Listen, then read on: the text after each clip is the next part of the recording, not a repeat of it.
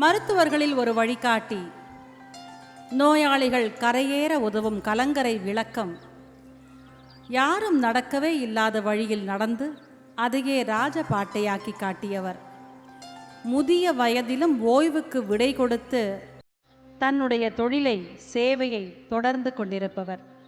பார்க்கலாமா?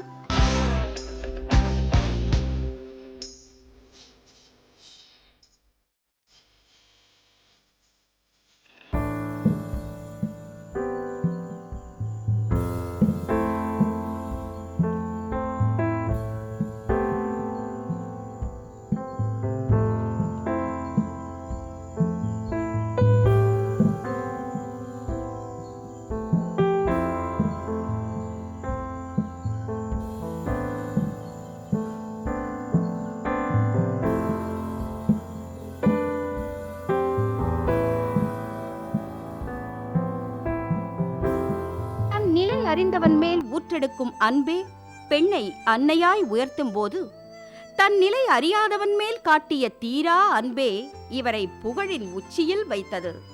மனநிலை பாதிக்கப்பட்டவர்களின் ஆழ்மனதை ஆராய்ச்சி செய்த தமிழ்நாட்டின் முதல் பெண்மணியும் இவரே. பெற்றோருக்கு 7வது மகளாகவும் 8வது குழந்தையாகவும் 1923ஆம் ஆண்டு சென்னையில் பிறந்தவர். பெண்கள் அதிகம் வெளிவரவே தயங்கிய காலகட்டத்தில் பள்ளி கல்லூரி படிப்பை முடித்து மனநல மருத்துவ படிப்பையும் துணிச்சலாய் கற்ற இவரே இந்தியாவின் முதல் பெண் மனநல மருத்துவர் என்ற பெருமைக்குரியவர். தெரிந்ததை விட தெரியாததை கற்கும்போது அறிவின் எல்லை விரிவடையும் என்பதற்கு வாழும் உதாரணம் இவர்.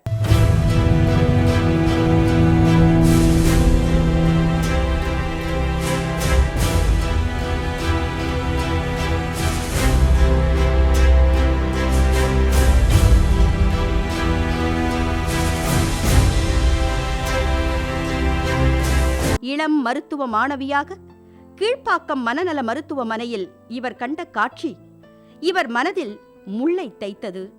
அப்போதே அவர்களுக்காக தன் வாழ்வை அர்ப்பணிக்கவும் செய்தது.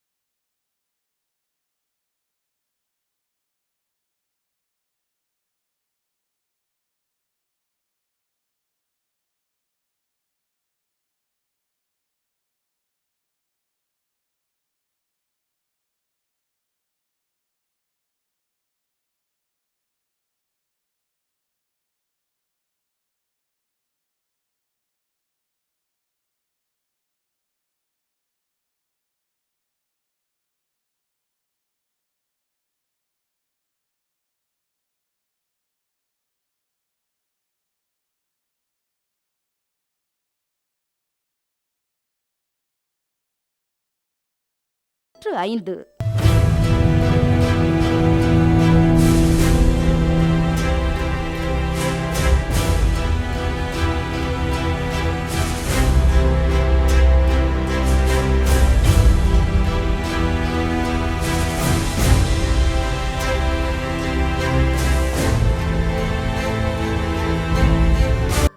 செஞ்சிலுவை சங்கத்தின் துணைத் தலைவர் தலைவராய் இவர் செய்த பல சாதனைகளுக்காக பல விருதுகளை பெற்றதோடு மத்திய அரசு நாட்டின் மிக பெரும் விருதுகளில் ஒன்றான பத்ம பூஷன் விருதை வழங்கி இவரை கௌரவித்தது.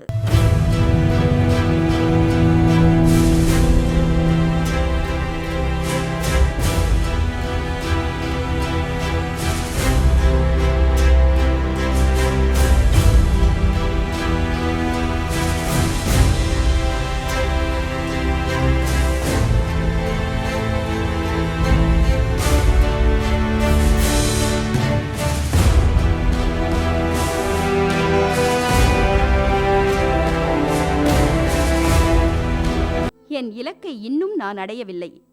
மனப்பிரச்சனைகளில் இருந்து மக்கள் என்று விடுபடுகிறார்களோ அதுவரையில் என் பயணம் தொடரும் என்று அசாத்திய நம்பிக்கையோடு கூறுபவர்தான் மனநல நோயாளிகளின் தாய், வாழும் அன்னை தெரசா, மனநல மருத்துவர் திருமதி சாரதா மேனன் அவர்கள்.